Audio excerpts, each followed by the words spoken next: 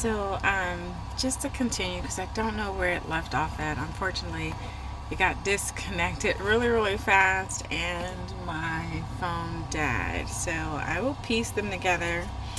That would be my only editing. But so I wanted to say, like,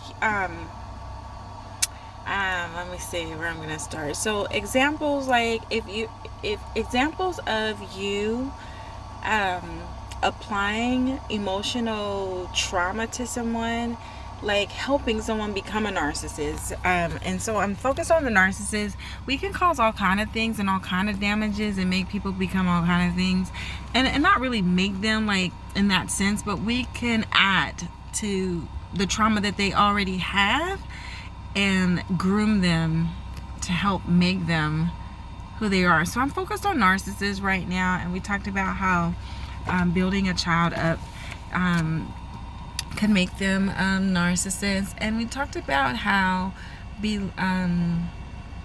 dismissing children, not letting them have a voice, not them feeling like they can't be heard, but yet feeling entitled, maybe feeling entitled because of that dismiss. But how you can contribute is like belittling, and I'm going to focus on relationships. Remember, on intimate relationships. This could be any relationship, regardless if it's parent to child, authoritarian to someone else, a bishop to a lay person, even a lay person to a bishop. I mean, these roles can be reversed. I heard a mother belittling. I heard her daughter. They were both adults, but I heard a daughter belittling her mother yesterday while I was at the hospital, and it just was really heartbreaking listening to some of the things that she was saying. It wasn't enough for me to call adult protective services, but it was belittling enough, like really reprimanding her for falling down, and so just really verbally telling her, you had no business being in that place. So if we do those type of things to adults, it's belittling. So I'm going to focus on intimate relationships. If you're telling, and let me just pick on the women, because remember, that's what I was talking about before we ended. This isn't an ex-bashing. Really, it isn't. My past videos have nothing to do with the ex-bashing. So I don't want to go on the tangent or you believing like, oh my gosh, she's on an ex-tangent or whatever. No, that's not what it be. I'm sharing my life, my testimonies. I'm keeping names out, and I'm calling every ex my ex. So not the first ex, not the last ex, not the middle ex. I'm just saying my ex. And so if you happen to know too much information, then you probably know too much information. Okay, because I don't share too much with everybody about specifically who. So this is just me sharing my testimony to help somebody who's going through it. But we have to take our own accountability. And so I'm going to pick with women, even though men, I need you to hold on to this because you do it too. You do it too. Men can make women, and they can groom them into narcissism traits as well. Not the personality disorder per se, but definitely some of the traits. So we pick up things along the way. We pick up spirits along the way from other people.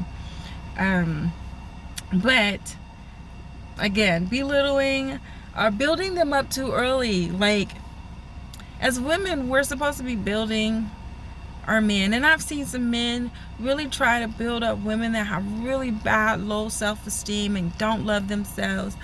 And sometimes, and they're really beautiful creatures, like beautiful women, beautiful men, but they don't recognize how beautiful they are. And so you go to groom them, and you grow them a little bit too hard, too soon, too whatever. There's a process to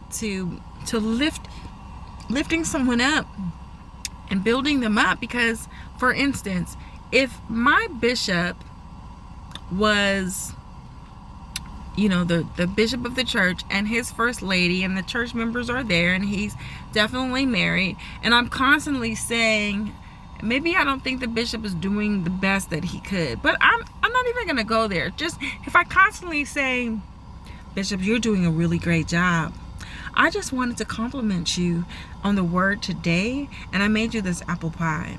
Bishop, you are a phenomenal bishop. You are phenomenal. Let's not even make him a bishop. Let's even make him the new layperson of the church. And you're encouraging him to come. But every time you see him, you're in his face saying, you are just super. I like your singing. I really like the way you walked in today. Your style. You was looking real dapper. That's going to be interpreted as flirting, really going overboard, right? There's a way to build our lay people, bishops, whoever. There's a way. If I'm a public speaker, so when another public speaker is speaking, or if I'm doing a sermon and somebody did one before me, I'm not focused on them totally, but I'm like, oh man, I really enjoyed that. I'm encouraging them because I really enjoyed it, and I'm helping building their esteem so that they can move on to the next. Same thing when somebody's telling me, it's like, yes, great. I don't need to keep hearing it over and over and over again, because I'm going to feel some kind of awkwardness, some kind of way, because yeah. So you can build people too fast, too soon, or maybe blow them up bigger than what they really are. Let me just go there. If you're having sex with a man that can't produce the way you need your needs done, and you tell him, oh, you are the greatest, you are fantastic, and you are sitting there in your head thinking, what's really going on with this situation? You're building him up too fast, too soon, too whatever. You haven't even talked to him about what your needs are. So he's believing that he's fulfilling all of your needs because of you. It's not because of him. It's because of you. You're the person building him too fast. You're the person, trying to build his self-esteem up, making him feel like he's more than what he is. And because of that, he's in a space of thinking, yeah, I'm doing all the right things. He's feeling himself. You've co-signed that. So if it ain't there, it ain't there. But there's a way to encourage him and build him up. And that way would be not to be telling him, oh, you doing good, when you're not. Just as like we do children. He might get all big and think he all that in a bag of chips. And like be like, yeah, I don't need to be with you no more. You ain't all I want. You don't even do what I need you to do. Wait, bruh. I was trying to help you. And now you telling me about me? Yes, that's exactly what can happen. Because you've built him up this gigantically big, and he ain't there yet. He's this gigantically big. No pun intended. Literally, I'm talking about that size don't matter. Trust me. But what I'm trying to say is that if you build people too fast and not in a constructive kind of way, to say, man, let's just use that one for instance, like, hey babe, I really enjoyed where we were.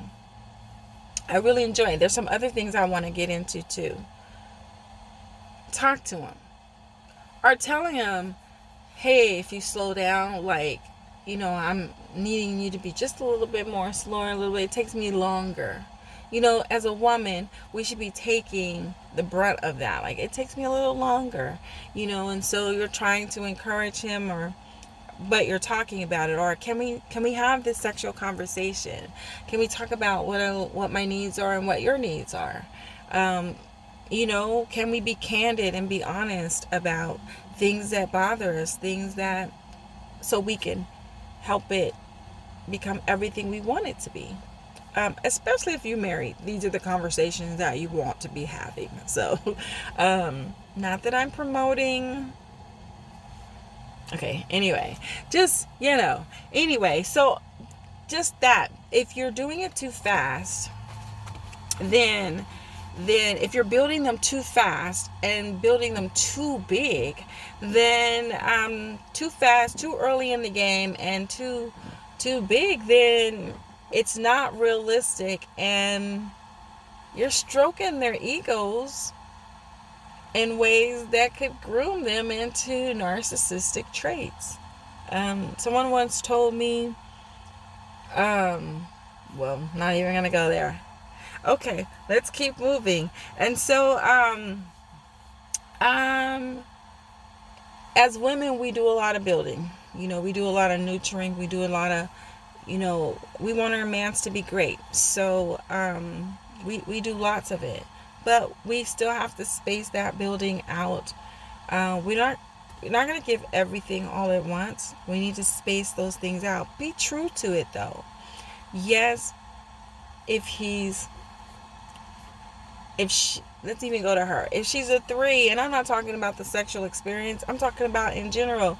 Let's say they did a presentation at work and you got to listen to their presentation. If her presentation was a 5 and she thinks it was a 3, yeah, pump her up. Babe, you did really great. Don't beat yourself up. Would you want me to just listen to you? Or do you want me to talk about it with you? Do you want any feedback? Do you want anything like that? Men are solutionists, and so they probably want to come up with solutions. Ask her and say, do you want this feedback? It's not my expertise, but I can tell you what I got out of it watching it. Things of that nature. And she'll probably be like, oh yeah, and really love it. And you want to tell her, well, yeah, I liked it a whole lot better. When you're talking, you talk to one side of the crowd. Kind of work the whole room, So now she knows the realisticness of, man, I did really, really good. I just catered to one side, and let her know I'm not putting you down at all. So if you're asking for it, then I'm going to tell you the truth to build her up some more, to build him up. The criticism needs to be constructive so that you learn from it. And that's everybody. But doing it too fast, too much, is going to put this person in an unrealistic state. You don't want to give them the grandiosity and make them believe that they're that grand. That is one of the characteristics of a narcissist. They are grander than grand. These people are the grandest, right? And they believe that they're the grandest. They could be the weakest, and they believe that crap. And there's something good about believing in yourself, but there's something even better about believing in the truth of yourself and the truth of the potential of who you can become. So I'm going somewhere else, so let me get out of that because I want to be in and out. Nevertheless, if you're negative and you are pessimistic, a pessimist, and you look at the glass half empty as opposed to half full. And I know I talked about some of these things, and have you been traumatized by a narcissist? But we too can make the person who is a potential narcissist the victim. Like, we can be contributing to this from our own brokenness, our own trauma, our own crap. And that's why it's so good to be healthy before you get into a healthy relationship. You can tear down something very healthy. Someone could have some things that we're not perfect. So we can have some really bad things about us. Trust that. But some of the traits, some of the things that we utilize to get back at people, to top that person, or whatever, those are things that can stem somebody into narcissism. Like, you're grooming them to be narcissists. And other things, but I'm focused on the narcissist, okay? So having that negative disposition, seeing things half empty as opposed to half full, means that you're going to come off all of the time negative. Your significant other is going to say, hey babe, how about we go out for ice cream today? I don't want ice cream. It's too cold for ice cream. It's a really warm day today. Okay, well then you eat the ice cream. Every time you eat the ice cream anyway, you get gas. And then what? You be farting all night. Why do I I don't want you farting on me all night. Okay, that might be true, but that's not how you come up them. You don't hurt somebody's feelings. You have to really pay attention. You have to be on purpose about what you do, about loving somebody, about receiving the love from somebody. You have to we take advantage of the people who are the closest to us, and you have to treat them the way you would treat somebody that you really admired, if they were a royal family for you, and not the royal family that you hate, the royal family that you love. If they were royalty to you, if they were your superstar that you liked, you would treat them differently. You wouldn't tell Prince, if that's your favorite singer, like, no, you can't eat no ice cream. You gonna fart on me all night. Prince said I wanted to lay next to you. Okay, I know he's gone now, but I'm just saying, you wouldn't do that. So we have to be proactive in the way we love. We have to on purpose want to love them the way we want to be loved. The good golden rule, my mom said, treat people the way you want to be treated. I don't want to be treated crappy. I'm not going to treat you crappy. I don't want you to talk to me crappy. I'm not going to talk to you that crappy. And trust me, we've all had something that we've done. I'm guilty of some of these things that I'm telling you. Definitely. I definitely have to reflect and go, man, as I'm on my healing journey of so much that I've gone through, it doesn't happen in a day, a month, a year. It is a process. It is a process of learning. It is a process of trial and error. It is a process. And so I didn't know it was on. And so we just want to assure that we recognize it so that we can change it. Remember, we need to be open enough so that we want to be open enough so that way we are able to, what did I say before, in getting the help we need.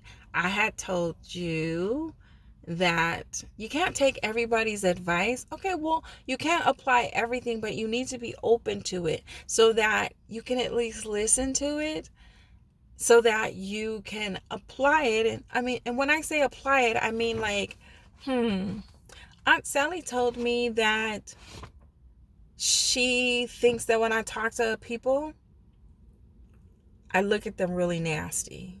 I don't think that I look at them really nasty. That's her perception. You know what? Let me be open about this. Maybe she sees something that I don't see. Let me find out if there's a consistency. Do other people see this as well? Maybe I can just change some things about me and see, does it change how people perceive me now? At least I'm willing to listen, apply it, see if it works. If it does, I can accept it. If other people are consistent with telling me that, I can accept that and do something about it. Or if other people are like, no, I don't have to say, oh, Aunt Sally says so-and-so. All I have to do is randomly say, I was wondering, when I talk to people, how does that come off? Does it come off negative? I can say that without exploiting Aunt Sally's feelings about me, because I don't want to give somebody any biases about anything. Even when I'm asking, I want them to give me something genuine. And if everyone's telling me, oh gosh, you have the sweetest disposition, or no, you never do that, or whatever, then I can reject it. So remember that. Be open to apply it, and then you either reject it or accept it. Okay? Demasculate. I can't even get my words out. Emasculating men. Like, and I'm specifically talking to women here. Please stop. Please stop emasculating our men, especially our African American men, our men of color, of any of the colors. Just please stop. Our men, especially as African Americans, have been emasculated for so long because of who they are, being whipped, being caught as slaves, not being able to be the head of their household, having a master leading their household. Stop it. They don't deserve that. They don't deserve it. If you find yourself in a relationship that you shouldn't be in because he's treating you in a way that your black queenness does not deserve, or any queenness does not deserve, get out. You don't deserve that. But stop belittling our men to the point where it takes his manhood away from him. You don't have to scream at him and tell him how little his is, even if it's big. You don't have to tell him how it don't work anyway.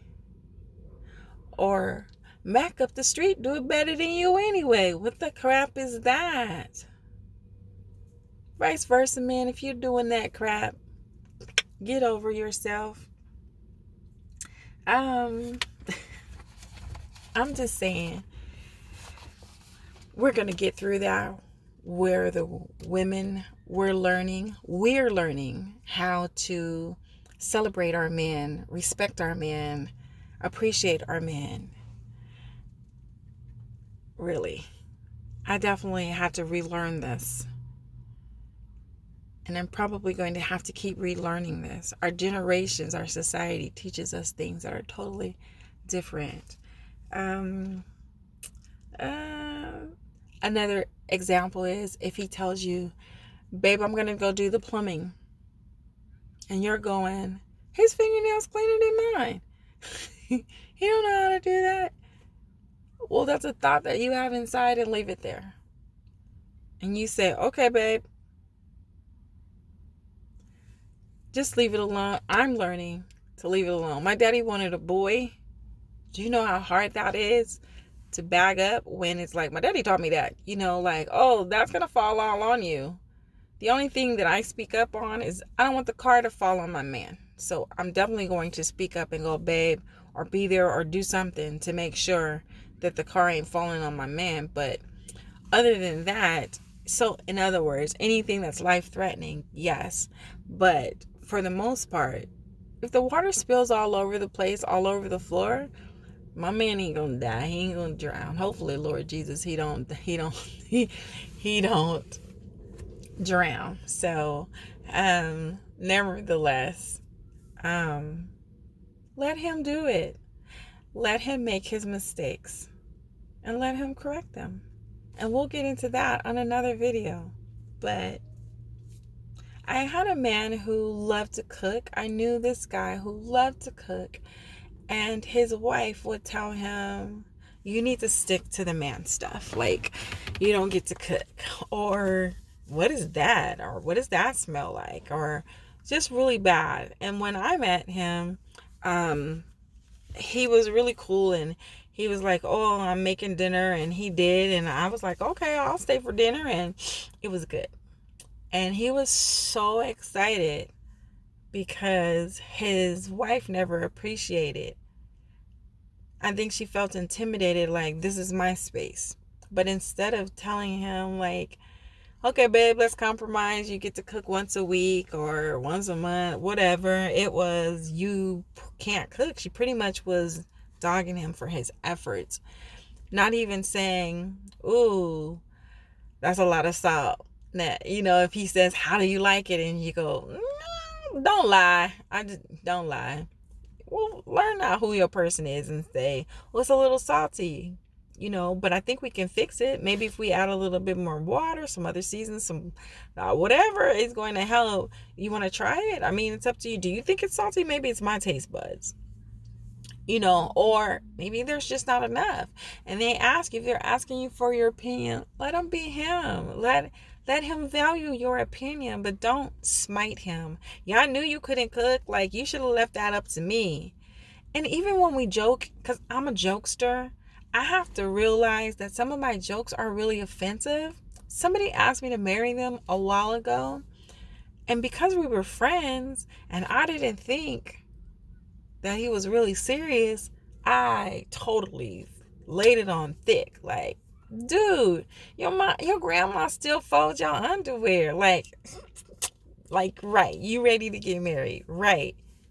When the reality was, he was asking me about marriage, and I totally disregarded his feelings, towards me. I totally rejected him in such a way where I was laughing at him. Such a painful feeling for him to always remember, no matter what, no matter how happy he is in his life. And I know that he's happy. He'll still always have that, whether it's resentment towards me or whatever, or that he's forgiven me and given up on it. But I mean, he's given up on it, but he still has that memory of, I hurt his feelings. I totally belittled him as a man. I didn't turn to even say, "Are you serious?" And then said, "Oh, maybe we're just not ready yet. I mean, I love the idea, but maybe not yet. Like, I can't imagine my life without you, but just not yet." I didn't even give him the opportunity to go from there and accept that or not. So, I thought this was going to be short. Men demand respect. And for me, my downfall was I started demanding respect and trust from him before I would get it. Like, before I'd be able to give it to him. I'd be like, let him prove to something. It was from my brokenness. It had nothing to do with him. There's a lot of things where we think we don't bring to the table. We don't bring those baggage to the table. And in my thoughts were, well, I'm not talking about my ex. Well, I'm not comparing them, and I'm not doing that. So I was thinking that I wasn't doing it. But the reality was I was doing it. I was bringing that baggage to the room and unpacking it, saying, yeah, well, you know what, somebody's hurt me before, so I don't trust unless you give me a reason to trust. And I don't love you the way you need to be loved until you prove to me. I don't respect you until you prove to me that you respect me too. Terrible, terrible, terrible way of thinking. And if you're doing this, women, it's bad. And if you're doing it, men, it's bad. But totally, if you're holding somebody else accountable for somebody else's mistakes, that's not a learning experience. And we will mix that up and say, well, I learned from that, and because I've learned from that, if I do it again, it's stupidity, it's insanity. No, you picked a bad relationship, so you learn from that. I chose wrong and I move forward, but I don't put that on the next person. That's not their fault. So be wise and be smart, but don't be belittling. Don't underestimate people. Don't underestimate people's love for you. Give them an opportunity. And if they screw up, that's life. That's life. We're in a world where we're like not wanting to feel pain, but it's life. The only thing you have to do is learn how to guard your pain. Like guard yourself so it doesn't, guard the intensity of the pain that you're going to accept. All right. So don't chop a person down from who they can be. Let them be all that they can be, and let it be inviting for them.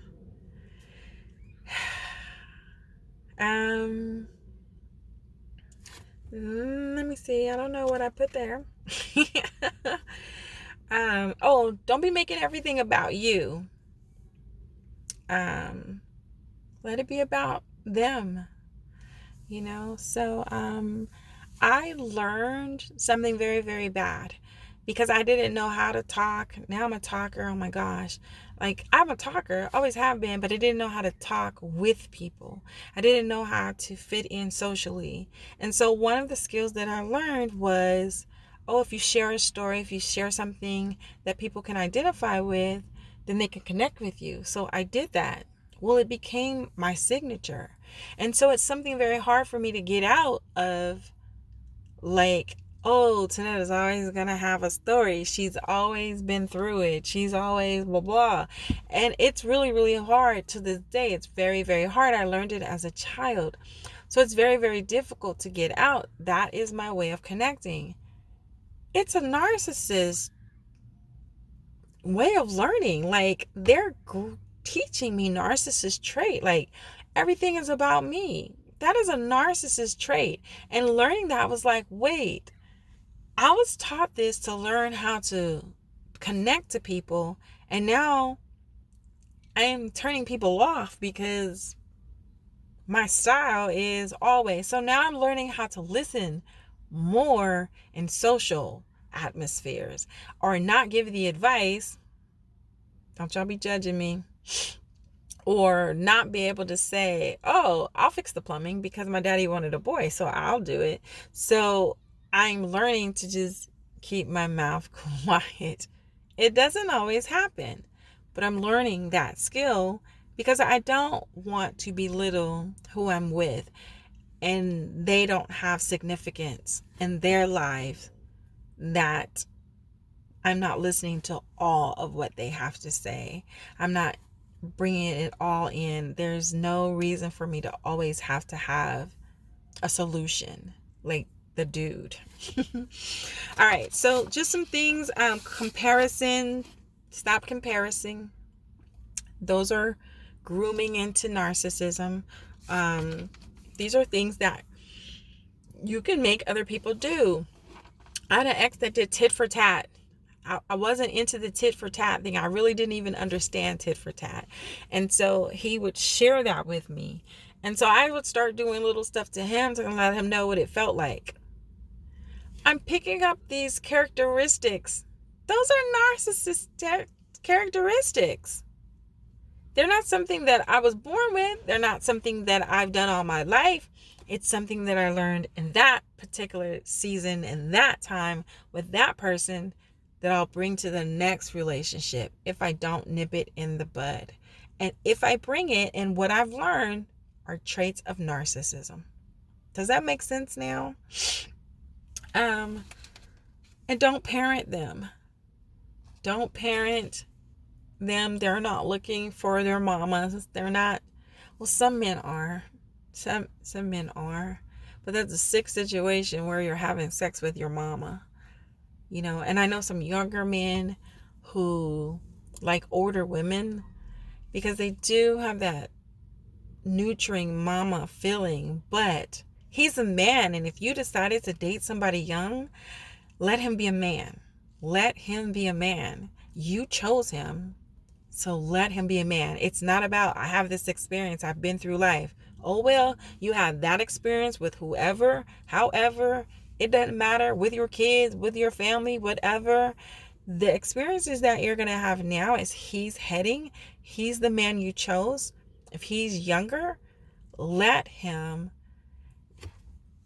be who he is. If he was 50 and you're 40, you would allow him headship, I hope. If that's the person you chose. And I'm talking like deep relationships. You're all ready for marriage, or you're married, really the married relationships.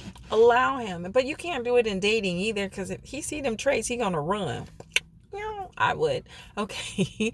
And so don't parent him. And men, if you're looking for a parent in your girlfriend, I hate to tell you, it's sick. You don't want to have sex with your mama. In fact, it can kind of turn you off in the latter, because you'll start looking at her as your mama. Same thing, younger women, if you're looking for the papa. I know we like to call our men's papi, papa, daddy. But the reality is, just let him be the man that he is. He is not your father. That's nasty. Okay? All right.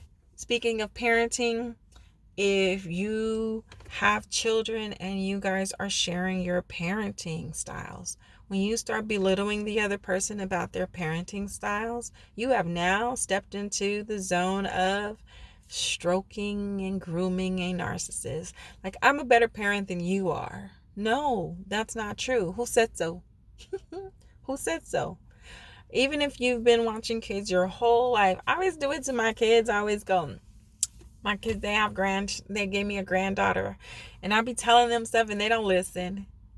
And then when they find out, I'll be like, I told you I have 4 of them biologically and I've raised some children. I told you. But the reality is that they have to learn some of these things on their own. So I might share it with them.